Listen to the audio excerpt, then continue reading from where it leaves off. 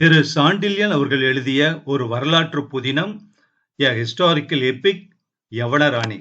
ரொம்ப ரொம்ப பிரபலமான ஒரு நாவல். யவனராணியும் கடல் புறாவும் ரொம்ப அவருடைய மைல்ஸ்டோன், சாண்டில்யன் அவர்களுடைய மைல்ஸ்டோன் நாவல்கள்னு சொல்லலாம். ஸோ அதுல ஒண்ணான நம்ம சேனல்ல வாசகர்கள் கேட்ட, விருப்பத்தோட கேட்ட யவனராணி இந்த பகுதியிலிருந்து ஆரம்பிக்குது. யவனராணி நாவல் பார்த்தீங்கன்னா 2 பாகம், 2 வால்யூமா இருக்கு. இது ஃபர்ஸ்ட் பாகம் 1 ஸ்டார்ட் பண்றோம். அதுல பகுதி 1 வரலாற்று புதினம் யவனராணி. அத்தியாயம் 1 சுற்றி வந்த வேல்கள். சோ இந்த அத்தியாயம் 1க்குள்ள போறதுக்கு முன்னாடி சாண்டில்யன் அவர்கள் கொடுத்திருக்கக்கூடிய ஒரு முன்னரை பார்த்துருவோம்.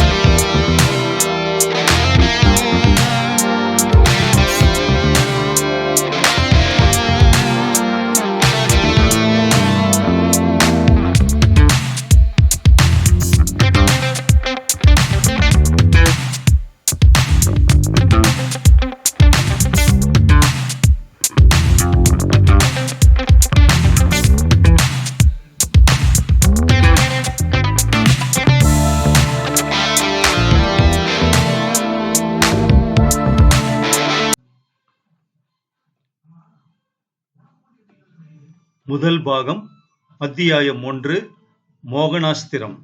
வான் பொய்ப்பினும் தான் பொய்யா மலை தளைய கடற்காவிரி புனல் பறந்து பொன் கொழிக்கும் என கடியலூர் உருத்திரங்கண்ணனார் கவி பாடியதை முன்னதாகவே மெய்ப்பிக்க பிரியப்பட்டது போல் காவிரி பூம்பட்டணத்திற்கு மேலே கருப்பு திரையிட்டு கிடந்த வானவெளி வருஷ ருது உட்புகுந்து விட்ட ஆவணி மாதத்தின் அந்த ஆரம்ப நாளில் கூட தன்னிடம் மேகக்கூட்டங்களை சிறிதளவும் சேர்க்காமலும் ஓரிரு நீர்த்திவளைகளை கூட மேலே இருந்து உதிர்க்காமலும் நட்சத்திர கண்களை சிமிட்டி சிமிட்டி நகைத்துக் கொண்டிருந்ததால் இரவு ஏறி நாளிகைகள் 10 ஓடிவிட்ட பிறகும் புகார் நகரத்தின் கடற்கரையில் மக்கள் நடமாட்டமும் கேளிக்கை கூச்சல்களும் சிறிதும் குறையாமல் பலமாகவே கேட்டுக்கொண்டிருந்தன. கவி வாக்குக்கு முற்கூட்டியே ஆதரவு தந்த வானுக்குத்தான் சளைக்க கூடாதென்ற நினைப்பில் குடகு மலையிலிருந்து புறப்பட்டு வெள்ளத்தை அள்ளி வந்த மலைத்தளைய காவிரியும் புகாரின் கடலில் கலந்து புனல் பறந்து நின்றதால் அதன் நீர்ப்பரப்பில் ஊர்ந்து சென்ற பெரும் படகுகள் தொலைதூரத்தே கடலில் ஆடிக்கொண்டிருந்த மரக்கலங்களில் இருந்து இறக்குமதி சரக்குகளை உள்நாட்டுக்கு கொண்டு சென்று புனல் நாடு என்று வழங்கிய சோனாடு வணிகத்தால் பொன் கொழித்து பொன்னாடாகவும் ஏற்பாடு செய்து கொண்டிருந்தமையால் சங்கமத் துறையிலும் அந்த இரவில் அமைதி ஏதுமின்றி கடலோடிகளின் கூச்சலே நிரம்பி நின்றது. இப்படி ஊர்ந்து சென்ற இறக்குமதி சரக்குகள் கொண்ட நாவாய்கள் மட்டுமின்றி அக்கம் பக்கத்து உப்பளங்களிலிருந்து கொண்டு வரப்பட்ட வெள்ளை உப்பை உள்நாட்டுக்கு எடுத்துச் சென்று அதற்கு பதிலாக நெல்லை ஏற்று வந்து கொண்டிருந்த படகுகளை காவிரியிலிருந்து கிளை பிரிந்து ஓடிய உப்பங்கழிகளின் தலைகளில் ஆங்காங்கு பிடித்து பிணைத்துக் கொண்டிருந்த பரதவரின் அதட்டலான குரல்களும் வெகு தூரம் வரை பேரிரைச்சலாக கேட்டுக்கொண்டிருந்தன. இவை தவிர ஓடிய படகுகளின் துடுப்புகள் கழிகளின் நீரில் பாய்ந்து எழுப்பிய சரேல் சரேல் என்ற சத்தங்களும் ஆங்காங்கு அப்பொழுதும் அலுவல் புரிந்து கொண்டிருந்த சுங்க காவலரின் கட்டளை கூச்சல்களுமாக சேர்ந்து பூம்புகார் என புகழ் எய்திய அந்த காவிரி பூம்பட்டினத்தை அமைதியற்ற நகரமாக அடித்துக் கொண்டிருந்தது. விலங்கு பகையல்லாது கலங்கு பகையறியா கொழும்பல் குடி செழும்பாக்கத்து என்ற இலக்கியம் விவரிப்பது போல் கண்ட மாத்திரத்திலேயே அஞ்சி விலகிச் செல்லும் பகைவரை தவிர கலங்க வைக்கும் பகைவரையே அறியாத அந்த புகார் நகரம் பல பாக்கங்களை அங்கங்களாக கொண்ட வீரர்கள் நிறைந்த பட்டினமாதலால் பகையை பற்றிய எண்ணமே சிறிதுமில்லாமல் நகரத்தின் கடற்புறத்தே இருந்த மணல் திட்டுகளில் கூரை வீடுகளை கட்டி கொண்டிருந்த பரதவர் என்ற வளைஞர்களில் சிலர் இரவு ஏறுவதை பற்றிய எண்ணம் எள்ளளவும் இல்லாமல் ஆட்டுக்கிடாவோடு ஆட்டுக்கிடாவையும், சேவலோடு சேவலையும், கௌதாரியோடு கௌதாரியையும் சண்டை விட்டு கூட்டம் கூட்டமாக கூடி வேடிக்கை பார்த்து கும்மாளமிட்டுக் கொண்டிருந்ததாலும், மற்றும் சிலர் இறைச்சியை ஒரு கையால் கடித்துக் கொண்டு மற்றொரு கையில் ஏந்திய மது கிண்ணத்தில் இருந்த மதுவை குடித்துவிட்டு உளறிக் கொண்டிருந்ததாலும், எங்கும் நானாவிதமான கூச்சல்கள் நிரம்பி இரவை பகலாக அடித்துக் கொண்டிருந்தன. கலங்கு பகை இல்லாவிட்டாலும் காவலை தவிர்க்க முடியாத யவன வீரர்கள் கைகளில் தீப்பந்தங்களை ஏந்திக் கொண்டு அணிவகுத்து 4 பேர்களாக கடற்கரை ஓரமாக பல இடங்களில் நடந்து கொண்டிருந்ததன் விளைவாக அவர்கள் பாதங்களில் தரித்துச் சென்ற தோல் செருப்புகளின் சரக் சரக் என்ற ஒளியும், மார்புகளில் அவர்கள் அணிந்திருந்த கவசங்களில் உராய்ந்த வீர பதக்கங்களின் சப்தங்களும் சேர்ந்ததால் புகாரின் கடற்கரை பகுதி எதிரிகளை நோக்கி வீர கர்ஜனை செய்து கொண்டிருந்தது போன்ற பிரமையை சிருஷ்டித்துக் கொண்டிருந்தது. வெளிநாட்டில் மரக்கலங்களுக்கு வழிகாட்டுவதற்காக புகார் நகரின் கடற்கரையில் அமைக்கப்பட்டு வானை பிளந்து நின்ற கலங்கரை விளக்கத்தில் சுடர்விட்டு பிரகாசித்த பெரும் தீப்பந்தங்களுக்கு அவ்வப்போது எண்ணெய் விட்டு கொண்டிருந்த காவலாளிகள் மேலிருந்து எண்ணெய் கேட்டு போட்ட கூச்சல்களும், அதற்கு தரை மட்டத்தில் இருந்து கிடைத்த பதில்களும் சேர்ந்து அமைதியை கிழிப்பதற்கு உயரம் ஒரு பெரும் தடையல்ல என்பதை நிரூபித்தன. விண்ணை தொட்டு நின்ற அந்த கலங்கரை விளக்கத்திற்கு சற்று அப்பால் தள்ளி வரிசையாக கிடந்த மீனவர் சேரியில் துணை புணர்ந்த மடமங்கையர் பட்டு நீக்கி துகில் உடுத்து மட்டு நீக்கி மது மகிழ்ந்து மைத்தர் கண்ணி மகளிர் சூடவும் என்று பட்டினப்பாலை கூறும் விளக்கத்தின்படியே பரதவர் குல மங்கைகள் இரவு ஏறிவிட்டதன் காரணமாக அதுவரை கட்டிக்கொண்டிருந்த பட்டாடைகளை நீக்கி வெள்ளை துணிகளை உடுத்தி வழக்கமாக உண்ணும் கல்லை விடுத்து காம வெறியில் திளைத்து சுறாமீன் எலும்பில் மாட்டிக்கிடந்த கணவர் மாலைகளை தங்கள் கழுத்தில் அணிந்து கொண்டும், கணவர்கள் மனைவிமார்களின் மாலைகளை அணிந்து கொண்டும் நிலைமாறி கோஷமிட்டு ஓடி பிடித்து கட்டி புரண்டு விளையாடிய காதல் விளையாட்டின் வெறி கூச்சல் வேறு. பூம்புகாரின் கடற்கரை பகுதியை பீடித்துக் கொண்டிருந்ததால் எங்கும் அமைதியில்லாத நிலையே நிலவி கிடந்தது. அந்த நிலை அடங்க காலம் வந்துவிட்டது என்பதை அறிவுறுத்த இஷ்டப்பட்டது போல் புகாரின் மேற்கு பகுதியான பட்டணப்பாக்கத்தில் இருந்த மணிவண்ணன் கோயிலின் 2ஆம் ஜாம மணி பெரிதாக ஒலித்து நாற்புறங்களிலும் ஊடுருவி சென்றாலும் அதையும் லட்சியம் செய்யாமல் புகாரின் கடற்கரை பகுதியான மருவூர் பாக்கத்திற்கும் மேற்கு பகுதியான பட்டணப்பாக்கத்திற்கும் இடையே இருந்த வர்த்தக சாலையில் எகிப்தியர், சீனர், கடாரத்தார், ரோமர், கிரேக்கர் ஆகிய பல நாட்டு வணிகர்களின் பேர கூச்சல்கள் பெரிதாகவே கேட்டன. நடுநிசி நெருங்கிக் கொண்டிருந்ததற்கு அடையாளமாக புகாரில் புத்த விகாரங்களில் பௌத்த துறவிகள் கோஷித்த அமைதி வேதம் கூட இத்தனை கூச்சல்களுக்கிடையே அர்த்தமற்று போய் அமைதிக்கும் வாழ்க்கைக்கும் அதிக சம்பந்தமில்லை என்பதை நிரூபித்தது. அந்த நிரூபணத்தை ஒப்புக்கொண்டவன் போல் கடற்கரை ஓரமாக நடந்து சென்ற இளஞ்செழியன் எதிரே தெரிந்த புகார் நகரத்தின் பெரும் விளக்குகளையும் ஜனக்கூட்டத்தையும் தங்கத்தாலும் வஜ்ர வைடூரியங்களாலும் சோழர்களின் புலிக்குறி பொறிக்கப்பட்ட பிரம்மாண்டமான கோட்டை கதவுகளையும் ஒரு முறை ஏறெடுத்து நோக்கி துயரம் தோய்ந்த புன்முறுவல் ஒன்றை உதடுகளில் தவளவிட்டதன்றி ஆயாசத்திற்கு அறிகுறியாக பெருமூச்சொன்றையும் கூர்மையான தன் நாசியில் இருந்து வெளியே விட்டான். சுமார் 22 வயதுக்கு மேல் மதிக்க முடியாத அந்த பாண்டிய நாட்டு வாலிபனின் முகத்திலே படர்ந்து கிடந்த துக்கச் சாயையை துடைக்க இஷ்டப்பட்டவன் போல் சுருண்டு கிடந்த அவன் தலை மயிர்களில் இரண்டொன்று கடற்கரை காற்றில் அலைந்து அலைந்து அவன் அழகிய வதனத்தை தடவி கொடுத்து கொண்டிருந்தன.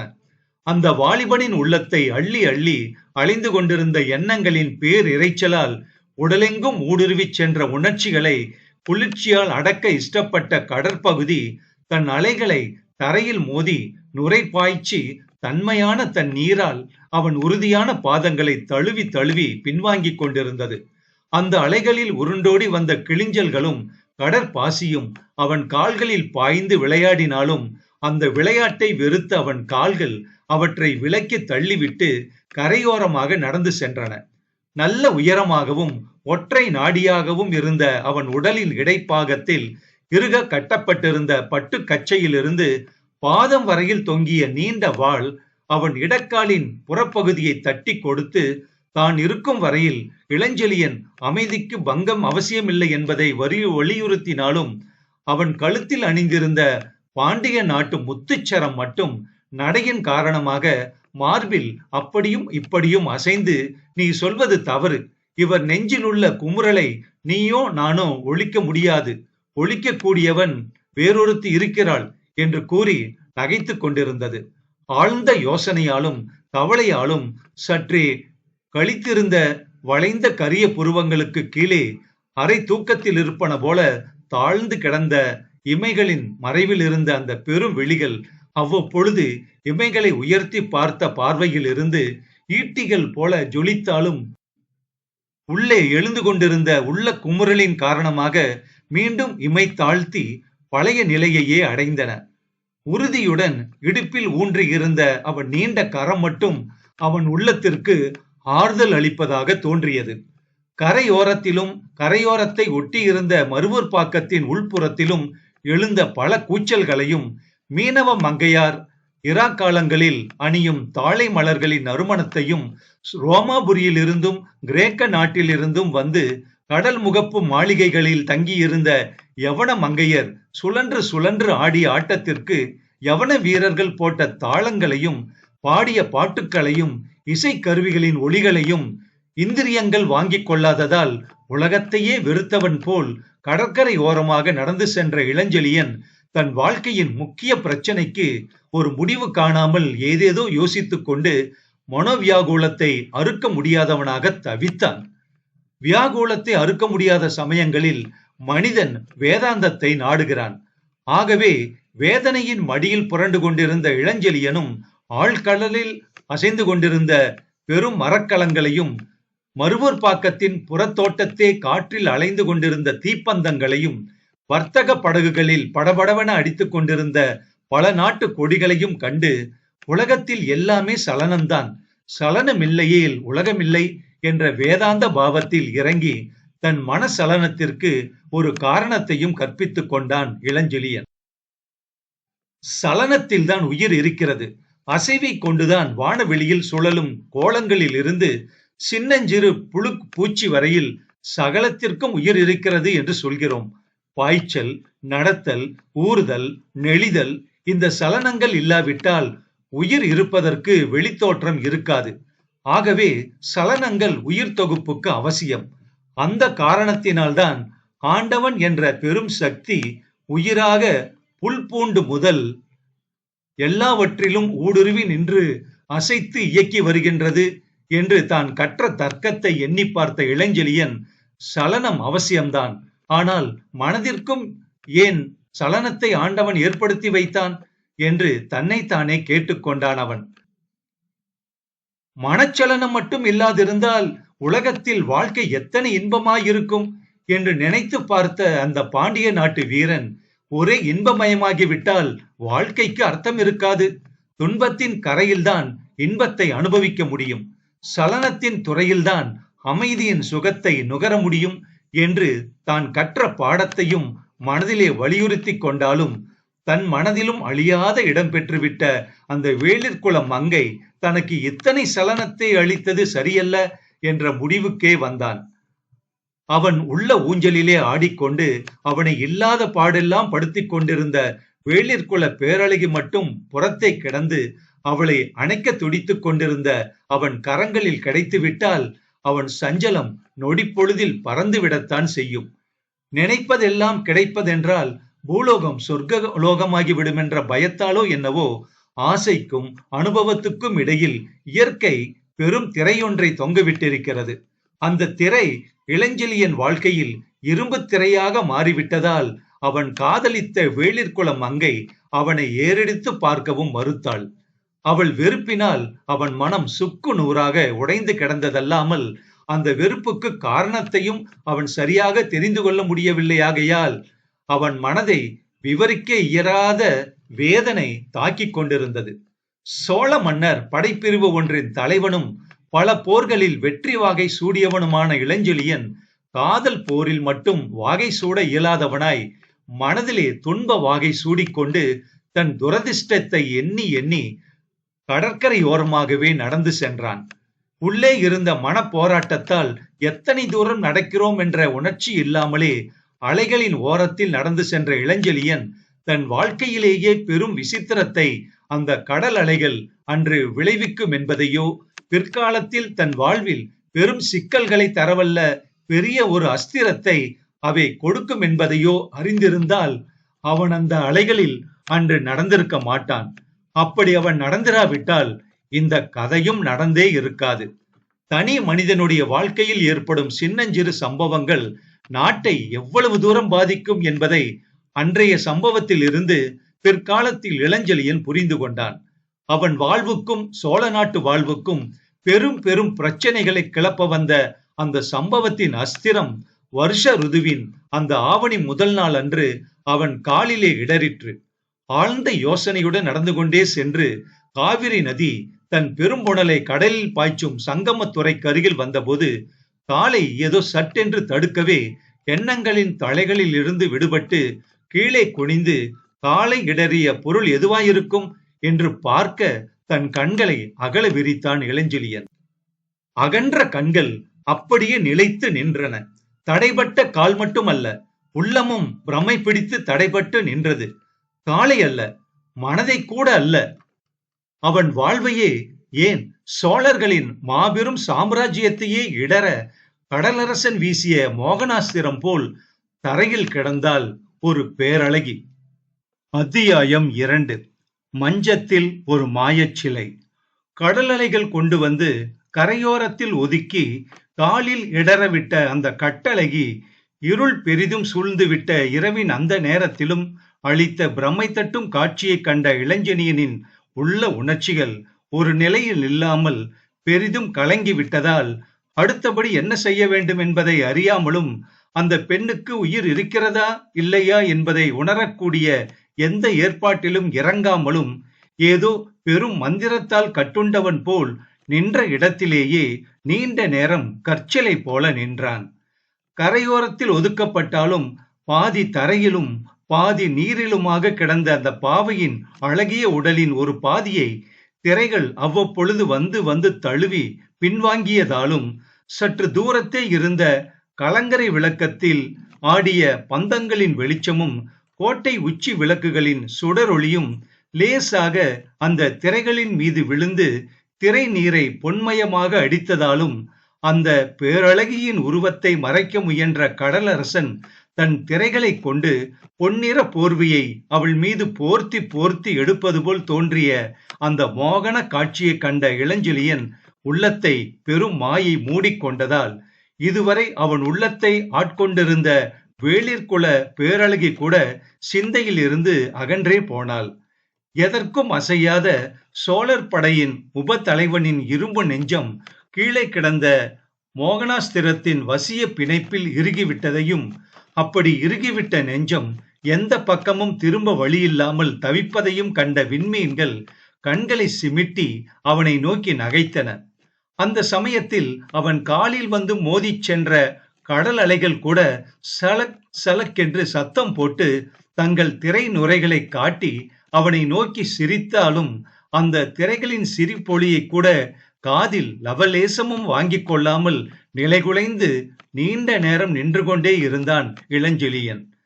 அதுவரையில் அவன் காதில் லேசாக விழுந்து கொண்டிருந்த கடலின் பேரிளைச்சலும் தூரத்தே காவல் புரிந்து நடந்து கொண்டிருந்த யவன வீரர்களின் எச்சரிப்பு கூச்சலும் கூட காலில் கிடந்த கட்டழகியை கண்ட வினாடியில் இருந்து அடியோடு அகன்று உலகமே ஒளியில் இருந்து விடுபட்ட சூனியம் போலும் கீழே கிடந்த அந்த அழகிய உடல் பிரதிபலித்த ஒளி மட்டுமே உலகத்தில் நிலைத்த உயிர்நிலை போலும் தோன்றக்கூடிய நிலைக்கு அவனை கொண்டு வந்து விட்டதால் அவன் அப்புறமோ இப்புறமோ நகரக்கூடிய உணர்வையும் இழந்து கிடந்தான்.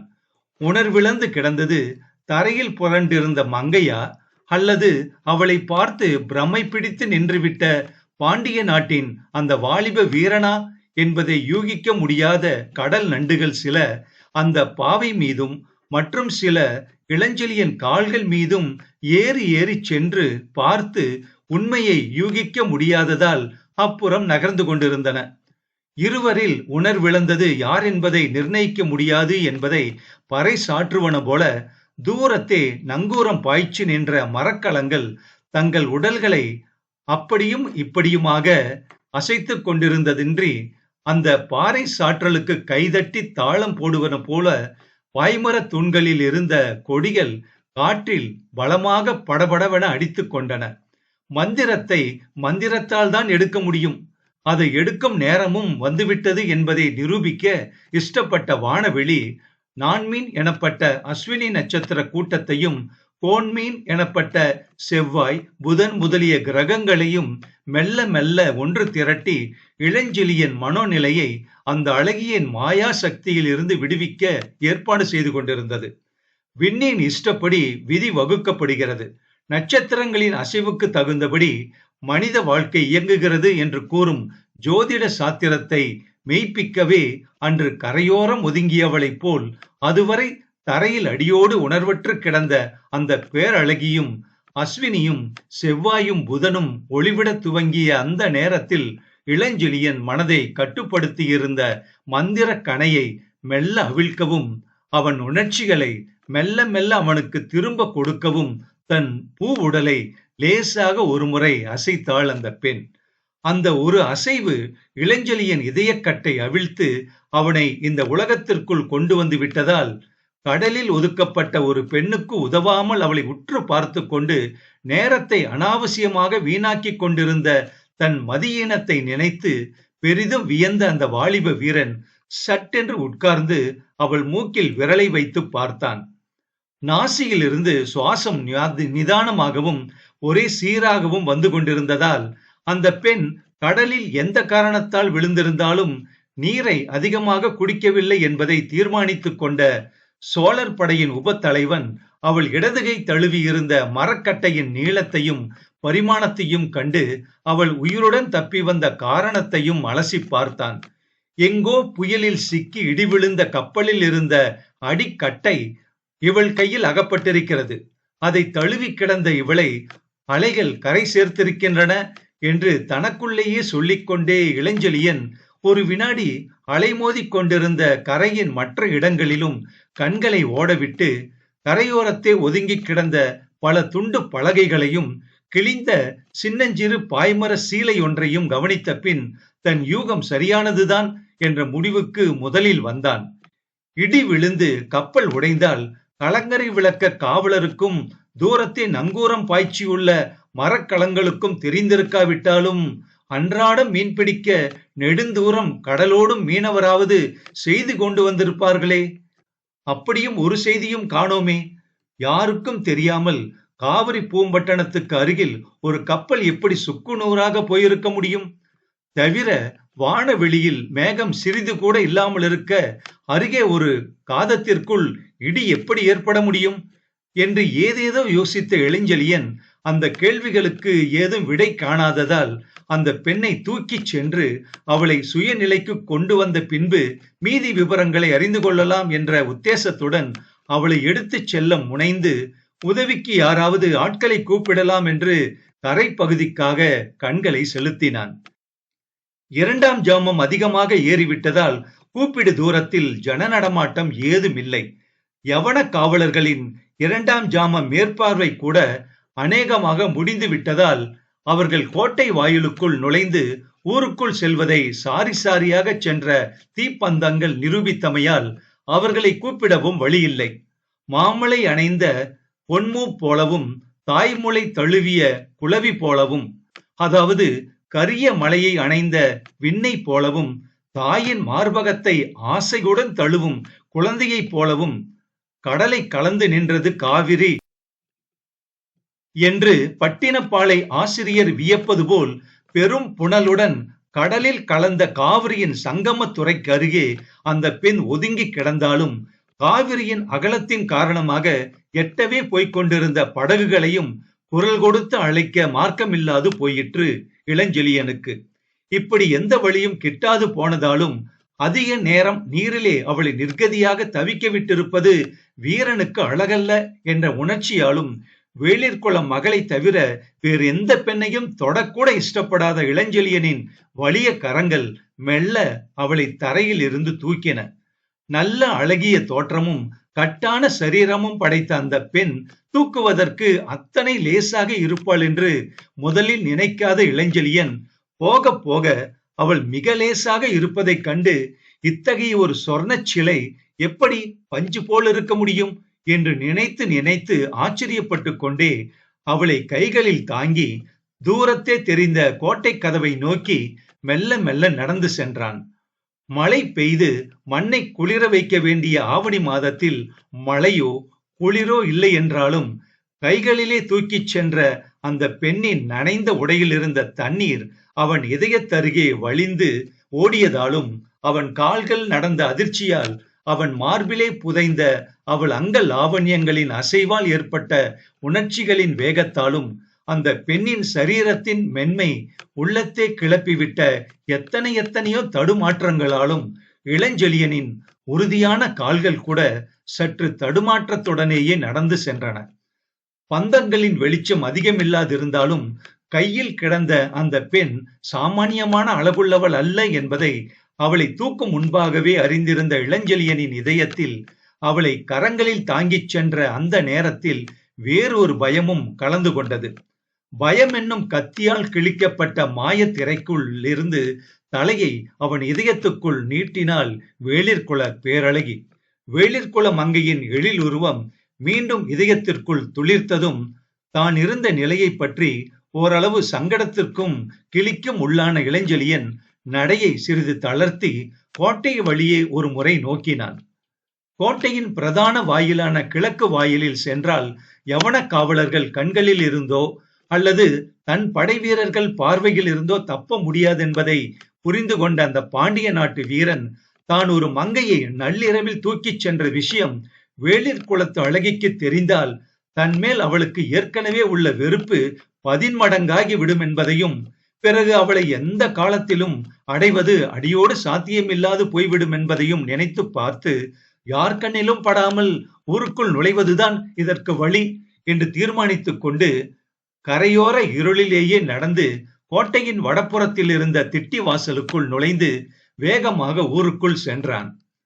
திட்டி வாசலில் பெருங்காவல் இல்லை என்றாலும் அங்கிருந்த 10-15 காவலரும் சொட்ட சொட்ட நனைந்த ஒரு பெண்ணை தூக்கிக் கொண்டு உதவி படைத்தலைவன் வெகு வேகமாக உள்ளே நுழைந்து சென்றதை கண்டதும் ஒருவரை ஒருவர் ஆச்சரியத்துடன் சற்று கேலியாகவும் கூட பார்த்து கொண்டார்கள். யவன பெண்மணிகள் கடல் நீராடி மதுவருந்தி மயங்கி விடுவதும், அவர்களை யவனர்கள் தூக்கிச் சென்று அவர்கள் விடுதிகளில் கிடத்துவதும் காவிரி பூம்பட்டணத்தில் சர்வ சகஜமான காட்சியாய் இருந்தாலும், பெண்களை கண்ணால் கூட திரும்பி பார்க்காதவன் என்ற பெயரெடுத்த இளஞ்செழியனும் அத்தகைய கேளிக்கை விலாசத்தில் புகுந்து விட்டான் என்று நிலைமையை தவறாக புரிந்து கொண்ட திட்டிவாசல் காவலர்கள் தங்கள் உள்ளத்தில் எழுந்த உணர்ச்சிகளை காட்ட ஜாடையாக ஒருவருக்கொருவர் புன்முறுவலும் செய்து கொண்டார்கள். முதலில் அவர்களிடையே எழுந்த ஆச்சரிய பார்வையோ, அதை அடுத்து விகசித்த உதடுகளின் புன்முறுவலையோ கவனிக்க தவறாத இளஞ்செழியன் கண்களில் சற்று பயச்சாயை படர்ந்தாலும் அதிகம் பேர் கவனிக்கவில்லை என்ற காரணத்தால் அந்த பயத்தை உதறிக்கொண்டு யவனர் தெருக்களை அடுத்திருந்த தன் மாளிகையை நோக்கி விரைந்து சென்றான். 2ஆம் ஜாமம் ஏறிவிட்ட காரணத்தால் தெருக்களில் அதிக விளக்குகள் இல்லை. ஆங்காங்கு மூலைகளில் எரிந்து கொண்டிருக்கும் ஓரிரு தீபங்களும் அதிக ஜுவாலையை வீசவில்லை. நிலைமை அத்தனை அனுகூலமாயிருந்த போதிலும் இளஞ்செழியன் அந்த ஓரிரு பந்தங்களின் வெளிச்சத்தில் கூட படாமல் அப்பந்தங்களின் வெளிச்சத்தின் விளைவாக பக்கத்து மாளிகையின் பெரும் தூண்களும் தாழ்வாரங்களும் வீசியிருந்த நிழல் பிரதேசத்திலேயே ஒதுங்கி ஒதுங்கி நடந்து சென்றான்.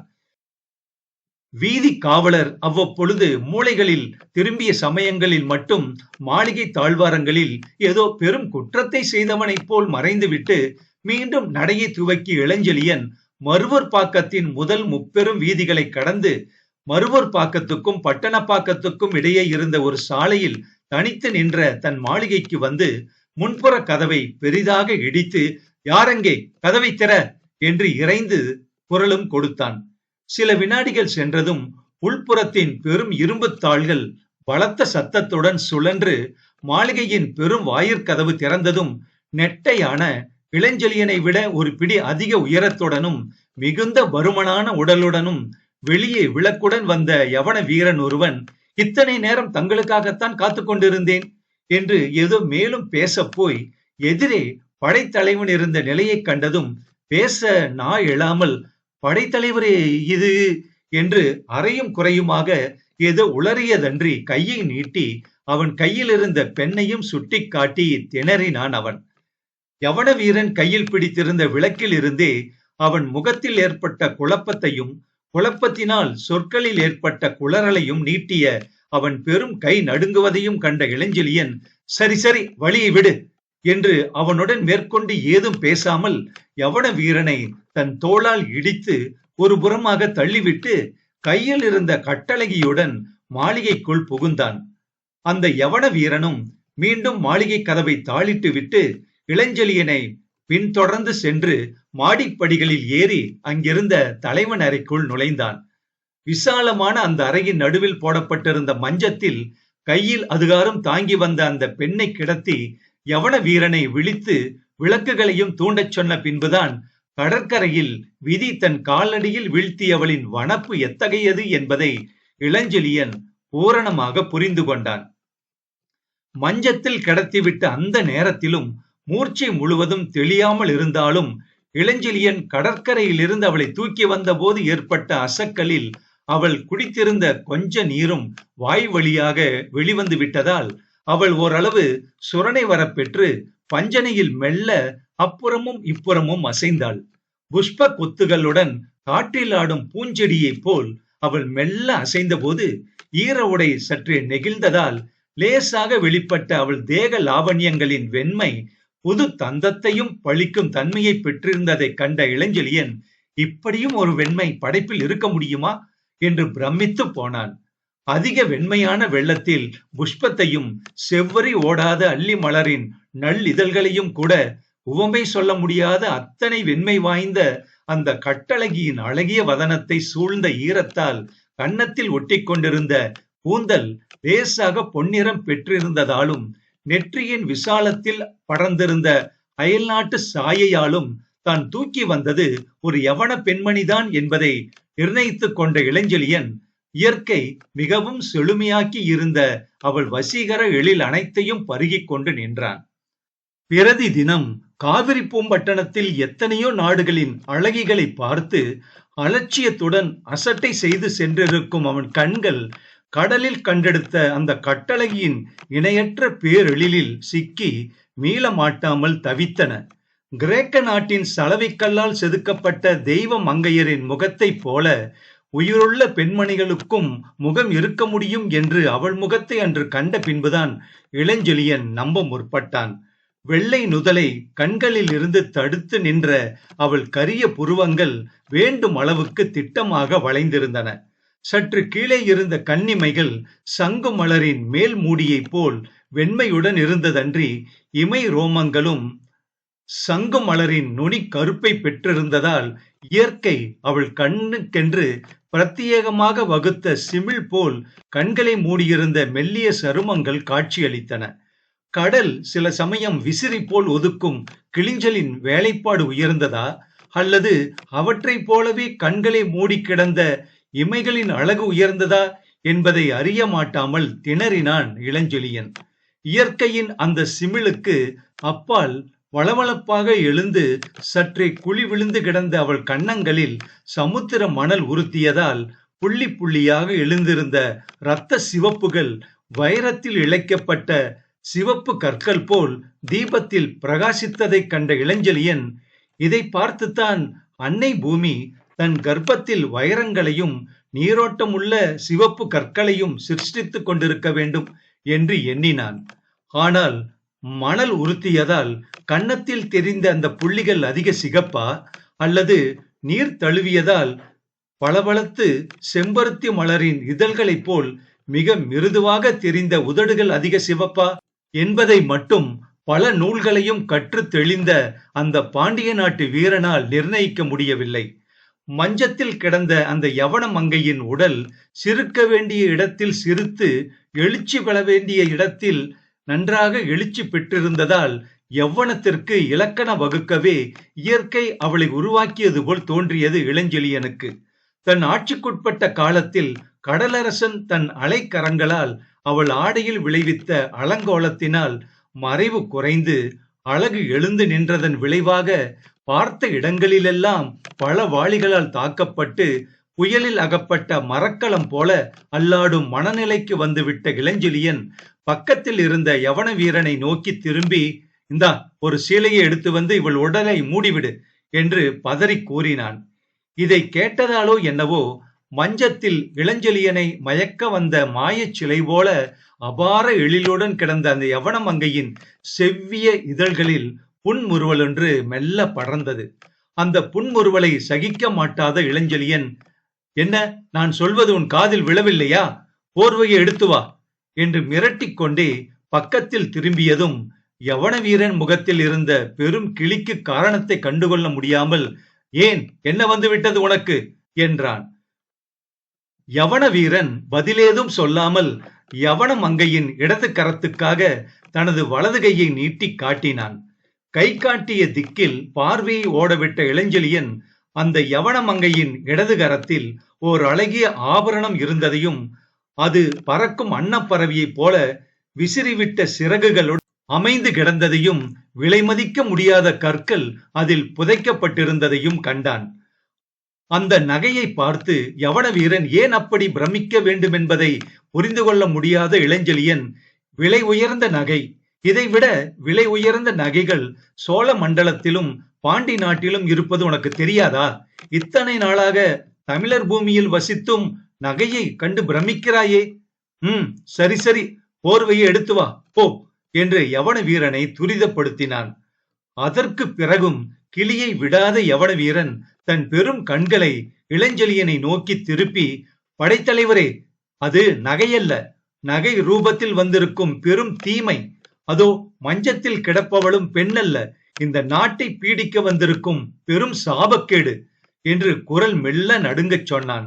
ஆபரணம் ஒரு தீமை, அழகு ஒரு சாபக்கேடு, விந்தையா இருக்கிறது நீ சொல்வது என்றான் இளஞ்செழியன் இகழ்ச்சி குரலில் தொனிக்க. விந்தை ஏதுமில்லை படைத்தலைவரே, அழகில் விஷம் இருப்பதை இயற்கையிலேயே பார்க்கிறோம். இவள் இந்த இடத்தில் இருக்க வேண்டாம். உங்களுக்கும் தீமை, உங்கள் நாட்டுக்கும் தீமை. இவளை கடலில் கொண்டு போய் எரிந்துவிட்டு வருகிறேன் என்று மஞ்சத்தில் கிடந்த அந்த அழகியை தூக்கச் சென்றான் யவன வீரன். தூக்கச் சென்றவன் அப்படியே ஸ்தம்பித்து நின்றான். அவன் கைகளை அவள் உடலில் தொடுத்த அதே வினாடியில் வாயிற்கதவு பலமாக தட்டப்பட்டது. யார் உள்ளே? கதவை திற என்று அதிகார கூச்சலும் கேட்டது. அவளை தூக்க முற்பட்ட யவன வீரன் அவளை மீண்டும் மஞ்சத்திலேயே எரிந்துவிட்டு திகைப்பும் கலவரமும் கலந்த முகத்துடன் இளஞ்செழியனை, படைத்தலைவரை, இனி பயமில்லை, ஆபத்து வந்துவிட்டது என்றான். அத்தியாயம் 3. விதியும் மதியும். மனக்குழப்பம் என்னவென்பதையே அதுவரை அறியாதவனும் எப்பேற்பட்ட சிக்கலான சூழ்நிலையிலும் புத்தியை மிக தெளிவாக நிறுத்தி கொண்டு அலுவல் புரியக்கூடிய ஆற்றல் உடையவன் என்று பிரசித்தி பெற்றவனுமான இளஞ்செழியனுடைய நுண்ணறிவு கூட அன்றைய இரவின் 2ஆம் ஜாமத்திற்குள் நிகழ்ந்துவிட்ட விசித்திர சம்பவங்களால் பல பக்கங்களில் இழுத்து அலைக்கழிக்கப்பட்டு சற்று அலங்கோலப்பட்டு நின்றதால் யவன வீரன் திகிலுக்கோ, வாயிற்கதவு தட்டப்பட்டதற்கும் கடலில் இருந்து கொண்டு வரப்பட்ட யவன அழகிக்கும் ஏதோ பெருத்த சம்பந்தம் இருப்பது போல் அந்த வீரன் நடுங்கிய நடுக்கத்திற்கோ சரியான காரணத்தை கற்பிக்க முடியாமல் தன் விழிகளை உயர தூக்கியவன் வீரன் முகத்தை சில வினாடிகள் ஆராய்ந்துவிட்டு, ஹிப்பலாஸ், நீ இந்த சோழ மண்டலத்துக்கு வந்து எத்தனை நாளாயிற்று என்று வினவினான். அந்த கேள்விக்கு காரணத்தை புரிந்து கொள்ள முடியாததாலும் புரிந்து கொள்ள இஷ்டப்பட்டாலும் வாயிற்கதவு தடதடவென்று தட்டப்பட்டதால் அப்பொழுதும் மனதில் விளைந்து கொண்டிருந்த கிளி அதற்கு இடம் கொடுக்காததாலும் யவனனான ஹிப்பலாஸ் தன் கண்களை வாயிற்படியிலும் எண்ணங்களை கீழே இருந்து வந்த சத்தங்களிலுமே சிதறவிட்டதால் படைத்தலைவனை ஏறெடுத்து பார்க்காமலேயே 10 வருஷங்களாயின படைத்தலைவரே. ஆனால் தமிழ்நாட்டில் என் வாழ்க்கையை பற்றி ஆராய்ச்சி நடத்த சமயம் இதுவல்லவென்று தோன்றுகிறது என்று சொன்னான். எதிர்நோக்கி இருக்கும் ஆபத்தை சுட்டி காட்டி சற்று ஏளனத்துடனேயே பதில் சொல்ல யவன வீரனின் இதயத்தில் ஓடிய உணர்ச்சிகளை ஓரளவு புரிந்து கொண்ட இளஞ்செழியனும் தன் இதழ்களில் சற்றே இளநகை காட்டி, ஹிப்பலாஸ், மனித மூளையே ஒரு ஆராய்ச்சி எந்திரம். அதை உபயோகப்படுத்துவதுதான் அறிவாளிக்கு அழகு என்று இந்த நாட்டின் ஆன்றோர்கள் சொல்லுவார்கள் என்று பதில் சொன்னான் சற்று குத்தலாக. மனித மூளை ஆராய்ச்சி எந்திரம்தான். அதை உபயோகப்படுத்த வேண்டியதும் அவசியம்தான். ஆனால் அது விதிக்கு உட்பட்டுத்தான் இயங்குகிறது என்று எங்கள் நாட்டில் சொல்லுவார்கள். ஆகவே சில சமயங்களில் நாம் இஷ்டப்பட்டாலும் அது வேலை செய்ய மறுக்கிறது என்பதும் அனுபவத்தில் நாம் கண்ட உண்மை என்று ஹிப்பலாஸ் சிறிது கோபத்துடனேயே பேசினான். யவனர்கள் வசிக்கும் மேற்கத்தி நாட்டுக்கும் கீழ் திசையில் இருக்கும் தமிழ்நாட்டுக்கும் பெரும் வித்தியாசம் இருக்கிறது ஹிப்பலாஸ். என்ன வித்தியாசம் என்று கேட்டான் ஹிப்பலாஸ். கோபத்தால் நிலைகுலைந்த யவன வீரன் உக்கரத்தை உச்சிக்கு கொண்டு போக இஷ்டப்பட்டவன் போல அடுத்த கேள்வியை வீசத் தொடங்கிய இளஞ்செழியன், சூரியன் எந்த திசையில் உதிக்கிறான் என்று ஏதோ பெரிய ஆராய்ச்சியை நடத்துபவன் போல வினவினான். கீழ் திசையில். எங்கு அஸ்தமிக்கிறான்? மேற்கு திக்கில். அறிவும் அப்படித்தான் ஹிப்பலாஸ். கீழ் திசையில் உற்பத்தியாகிறது, அது அஸ்தமிப்பது மேற்கு திக்கில். ஆவதவனுக்கும் அறிவுக்கும் நிறைய சம்பந்தம் இருக்கிறது. அதனால் தான் அறிவுக்கு ஒளியையும் அறியாமைக்கு இருளையும் எங்கள் நாட்டவர் ஒப்பிட்டிருக்கிறார்கள். சூரியனை போல் ஒளியை போல் அறிவும் கிழக்கு நாடுகளில் உற்பத்தியாகி மேற்கு நாடுகளில் அஸ்தமிக்கிறது. இப்பொழுது புரிகிறதா? புரிகிறது படைத்தலைவரே. தங்கள் நாட்டு நுண்ணறிவுக்கும் இப்பொழுதுள்ள நிலைமைக்கும் என்ன சம்பந்தம் என்பதுதான் எனக்கு புரியவில்லை. சம்பந்தம் இருக்கிறது ஹிப்பலாஸ். அறிவு விதிக்கு கட்டுப்பட்டது என்று சொன்னாயல்லவா? ஆம், எங்கள் நாட்டில் அப்படித்தான் சொல்வார்கள். தமிழ்நாட்டில் அதை ஒப்புக்கொள்வதில்லை. அப்படியா? ஆமாம். விதி எத்தனை வலியதாய் இருந்தாலும் அதை மதியால் வெல்ல முடியும் என்பதும் தமிழர் வழக்கு. அறிவுக்கு எதையும் அடிமைப்படுத்த கிழக்கிந்திய நாடுகள், அதுவும் முக்கியமாக தமிழ்நாடு என்றும் இஷ்டப்பட்டதில்லை. ஆண்டவன் ஒருவனுக்கு அடுத்தபடியாக அறிவுக்குத்தான் இடமளிக்கிறார்கள். அறிவினால் எந்த விதியையும் சமாளிக்கலாம் ஹிப்பலாஸ். அறிவு தெளிவாகவும் மிக சுறுசுறுப்பாகவும் இருக்கும் வரையில் ஆபத்தில்லை என்றான் இளஞ்செழியன். யவன வீரன் ஏதோ பதில் சொல்ல வாய் எடுத்தான். இந்த அனாவசியமான சம்பாஷணையின் காரணமாக காலதாமதம் ஏற்படவே கீழே மீண்டும் பலமாக இடிக்கப்பட்ட பெருங்கதவு அந்த மாளிகை பூராவும் பரவிவிட்ட பயங்கர ஒளி அவன் வாயை அடைத்து விட்டது. கதவை சீக்கிரம் திற, இல்லையில் கதவு உடைக்கப்படும் என்ற ஆத்திர குரல் மீண்டும் எழுந்ததை கண்ட ஹிப்பலாஸ், இந்த ஆபத்தை சமாளிக்க அறிவுரை கூறுங்கள் படைத்தலைவரே. வாசல் கதவை திறக்கட்டுமா, இல்லை வந்திருக்கிற விருந்தாளிகளே கதவை உடைத்துக் கொண்டு உள்ளே வரட்டுமா? தமிழ்நாட்டில் பழக்கம் எப்படியோ என்று விசாரித்தான். வாயிலில் வந்திருக்கிறது ஆபத்து என்று ஏன் நினைக்கிறாய் ஹிப்பலாஸ் என்று கேட்டான் இளஞ்செழியன். அவர்கள் குரல் இருக்கிற மாதிரியில் இருந்தும் கதவை தட்டும் முறையில் இருந்தும் வந்திருப்பவர்கள் நமக்கு மாலை சூட்ட வரவில்லை என்பது இந்த மேல்நாட்டான் யூகம். ஆனால் ஆதவன் உதிக்கும் நாட்டைச் சேர்ந்த படைத்தலைவர் யூகம் எப்படியோ என்று இளஞ்செழியனையே மடக்கினான் அந்த யவனன். யவனனுடைய நகைச்சுவை கண்ட இளஞ்செழியன் மெல்ல நகைத்து, ஹிப்பலாஸ், சோழ நாட்டில் பழகி பழகி இடக்காக பேச கற்றுக்கொண்டு விட்டாய். வீரனாய் இருப்பவன் ஆபத்தில் இருக்க வேண்டிய நிலையே இதுதான். நகைச்சுவை இதய இருளை அகற்றுகிறது, அதனால் புத்தியும் சுறுசுறுப்பாக வேலை செய்கிறது என்று ஹிப்பலாஸை பாராட்டிவிட்டு, ஹிப்பலாஸ் பயப்படாதே, மாடியின் வெளித்தாழ்வாரத்திற்கு போய் வந்திருக்கும் வீரர்கள் யார் என்று விசாரி. யாராக இருந்தாலும் அவர்கள் இந்த பெண்ணை தேடி வர நியாயமே இல்லை. இவள் கடற்கரையில் ஒதுக்கப்படுவாள் என்பதை யாரும் யூகிக்க முடியாது. அப்படியே அலைகளால் ஒதுக்கப்பட்ட அடையாளம் ஏதாவது கிடைத்திருந்தாலும் அந்த பெண் இங்குதான் இருப்பாள் என்பதை கண்டுபிடிக்க முடியாது. இவளை நான் எச்சரிக்கையாக திட்டிவாசல் வழியாக எடுத்து வந்திருக்கிறேன். ஆகவே பதற்றம் இல்லாமல் நிதானமாக நடந்து கொள். கதவை திற, ஆனால் கூடியவரை தாமதப்படுத்து ஹிப்பலாஸ் என்றான் இளஞ்செழியன். படைத்தலைவனின் மனப்போக்கை புரிந்து கொண்டு நடப்பதில் மிக நிபுணன் என்று பூம்புகார் முழுவதிலும் பெயர் பெற்ற ஹிப்பலாசும் இளஞ்செழியனின் சொற்களை நன்றாக மனதில் வாங்கிக் கொண்டு உள்ள நிலைமையை சமாளிக்க தான் நடக்க வேண்டிய முறையையும் தீர்மானித்துக் கொண்டு மாளிகையின் வெளி தாழ்வாரத்துக்காக சென்று தலையை வெளியே நீட்டி, யார் நள்ளிரவில் கதவை இடிப்பது என்று அதட்டினான். மேலே இருந்து யாரோ குரல் கொடுப்பதை கேட்டு வாயிலில் குழுமியிருந்த 4-5 வீரர்களில் ஒருவன் அண்ணாந்து பார்த்து, கோட்டை காவலர் தலைவர் வந்திருக்கிறார் என்று கீழிருந்து பலமாக கூறினான். தூரத்தை கேட்டுக்கொண்டிருந்த யவன மங்கையர் நடன கூச்சலையும் அதற்காக வாசிக்கப்பட்ட இசை கருவிகளின் இன்ப ஒளியையும் மாசுபடுத்த வந்த அபஸ்வரம் போல் ஊடுருவிய அந்த சொற்களை கேட்ட ஹிப்பலாஸ் உள்ளூர சற்று கலங்கினாலும் அதை வெளிக்கு காட்டாமலே, காவலர் தலைவருக்கு இந்த நள்ளிரவில் இங்கென்ன வேலை என்று வினவினான். அவசர காரியம் என்று கிடைத்தது பதில். என்ன காரியம் அது? உன்னிடம் சொல்ல முடியாது ஹிப்பலாஸ். உங்கள் படைத்தலைவரை நேரில் பார்க்க வேண்டும். இப்பொழுது முடியாதே. ஏன்? படைத்தலைவர் உறங்கிவிட்டார். உறங்கினாலும் எழுப்ப வேண்டும். இந்த முறை கீழிருந்து வந்தது பழைய குரலா இல்லாமல் அதிகாரம் கலந்த மிக பயங்கரமான வேறு குரலாக இருக்கவே, தலையை நன்றாக வெளியில் நீட்டி யாரென்று கவனித்த ஹிப்பலாஸ் வீதி விளக்கின் வெளிச்சம் பேசியவன் முகத்தில் அடிக்கவே, அடடே, தாங்களா? இதை ஏன் அவன் முன்பே சொல்லவில்லை என்று ஏதோ திகில் பட்டவன் போல் பாசாங்கு செய்து முதலில் பேசியவனை தன் கையால் சுட்டி காட்டினான். அதுவரை கீழ்கட்டின் முகப்பில் நின்று கதவை தட்டி தட்டி அழுத்து போய் கதவு திறக்காதது மட்டுமல்லாமல் மேலிருந்து வந்த அனாவசியமான கேள்விகளையும் அதனால் ஏற்பட்ட தாமதத்தையும் பொறுக்காமல் தெருவுக்கு வந்த கோட்டை காவலர் தலைவன் மாளிகை மாடி மீதிருந்த ஹிப்பலாஸை நோக்கி, இப்பொழுது யார் என்று தெரிந்து விட்டதல்லவா, சீக்கிரம் வந்து கதவை திற என்று அதட்டினான். இதோ இதோ ஒரு வினாடி வந்துவிட்டேன் என்று சுறுசுறுப்பை பேச்சில் காட்டினாலும் நடையில் காட்டாத யவனன் மீண்டும் மாடி தாழ்வாரத்தை அடுத்திருந்த படைத்தலைவரின் அறைக்குள் நிதானமாக வந்து, படைத்தலைவரே, வந்திருப்பவன் கோட்டை காவலர் தலைவன். அதட்டல் பலமாக இருக்கிறது. நான் கதவை திறக்கட்டுமா என்று கேட்டான். கண்டிப்பாக திறக்க வேண்டும் ஹிப்பலாஸ்.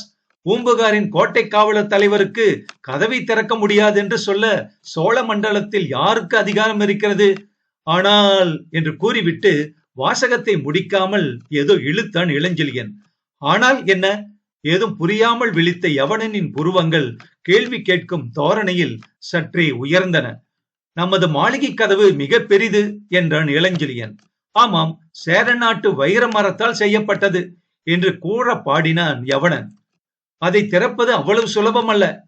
ஆமாம், மிகவும் கஷ்டம். தவிர தவிர தாழ்பால்கள் இரும்பினால் செய்யப்பட்டவை. நல்ல வடநாட்டு இரும்பு. செய்து நாட்களாயின.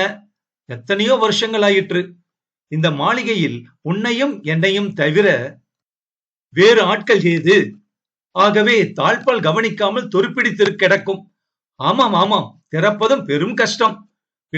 இளஞ்செழியனுக்கு அடுத்தபடி அவன் படைகளை நடத்தும் பொறுப்புள்ள யவனனான ஹிப்பலாசுக்கும் இளஞ்செழியனுக்கும் இத்துடன் சம்பாஷணை சற்று நின்றாலும் ஒருவரை ஒருவர் நன்றாக புரிந்து கொண்டதால் மேற்கொண்டு நடக்க வேண்டிய காரியத்தை கவனிக்க யவனனான ஹிப்பலாஸ் கீழே செல்ல ஒரு அடி எடுத்து வைத்தான்.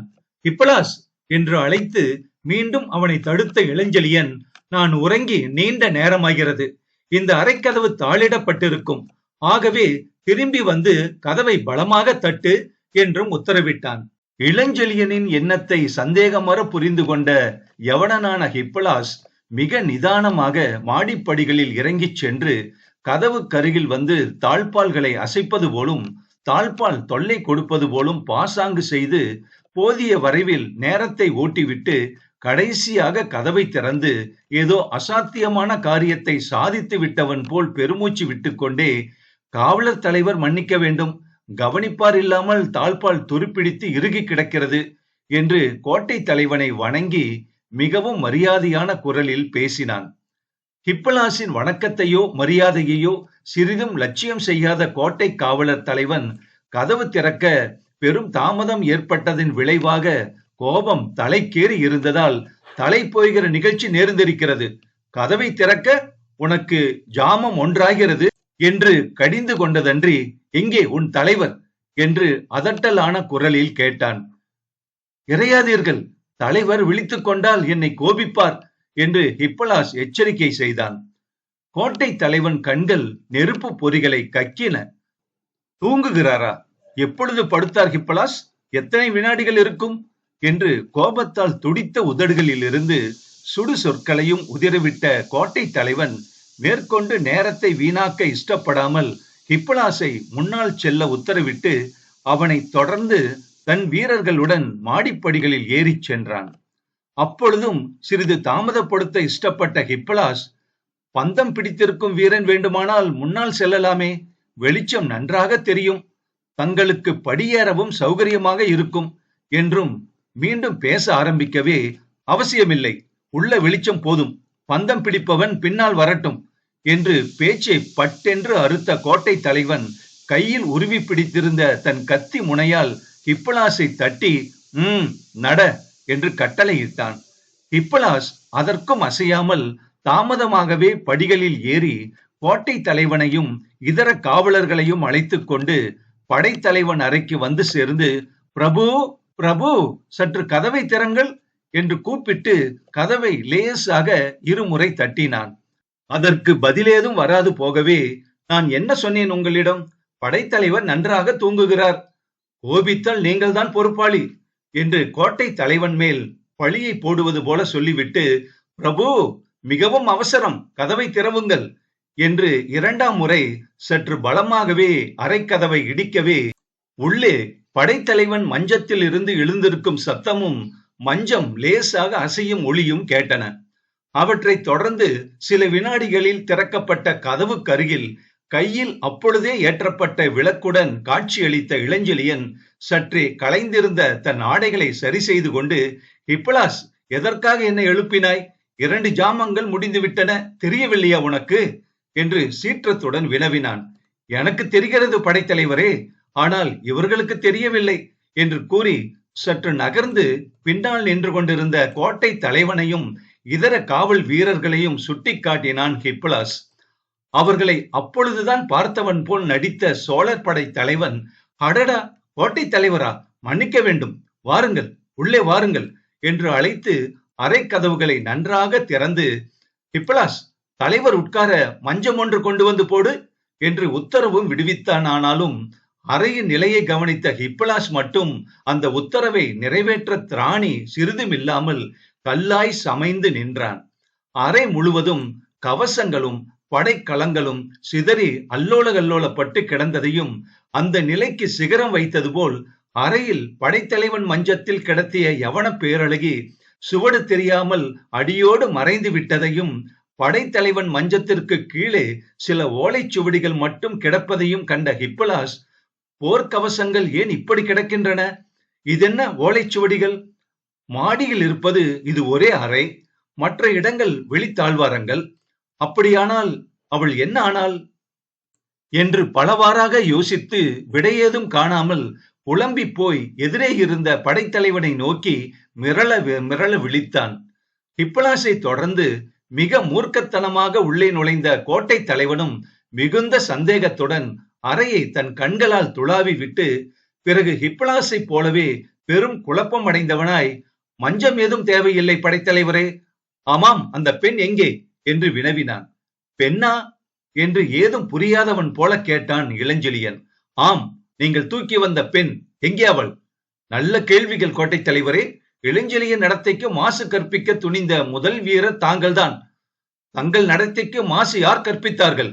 பின் எதற்காக என் அறையில் வந்து பெண்ணை தேடிக்கொண்டு வந்திருக்கிறீர்கள்? தவறாக அர்த்தம் செய்து கொண்டிருக்கிறீர்கள் படைத்தலைவரே. இந்த பெண் அப்படிப்பட்ட பெண் அல்ல. ஆனால் சாதாரண பெண்ணும் அல்ல, கற்பு கரசியாக்கும்.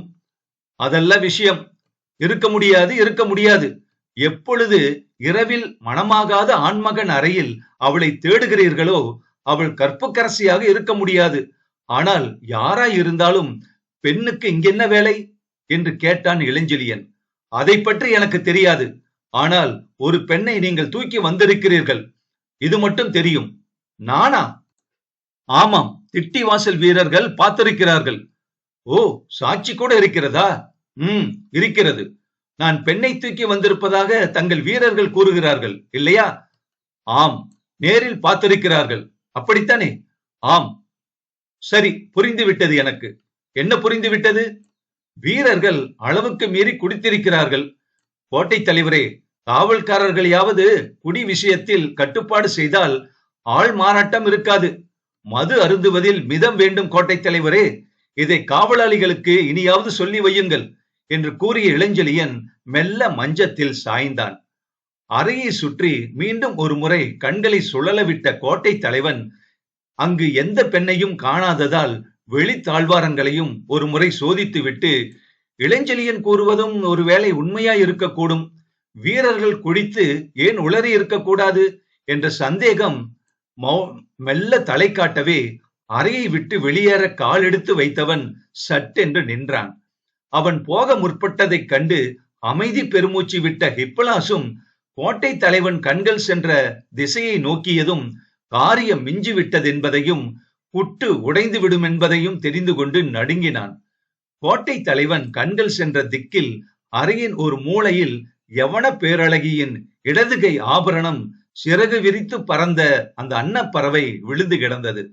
அதை நோக்கிய இளஞ்செழியன் கண்களில் மட்டும் எந்தவித உணர்ச்சியும் இல்லாமல் இருந்தாலும் விளக்கொளியில் அந்த அன்னப்பறவையின் சிறகில் இருந்த வைரங்கள் ஜொலித்து சிரிப்பன போலவும் உன் வாழ்வையே எரித்து விடுகிறேன் என்று பறவையின் கண்களில் பதிக்கப்பட்டிருந்த இரு பெரும் சிவப்பு கற்கள் நெருப்பை கக்குவன போலும் ஹிப்பலாசுக்கு தோன்றியதால் மேல்நாட்டு விதி கீழ்நாட்டு மதியை வென்றுவிட்டது என்று முடிவுக்கு வந்தவனாய் அடுத்து நேர இருந்த நிகழ்ச்சிகளை சமாளிக்க ஆயத்தமாகி இடையில் இருந்த கத்தியில் கையை வைத்தான்.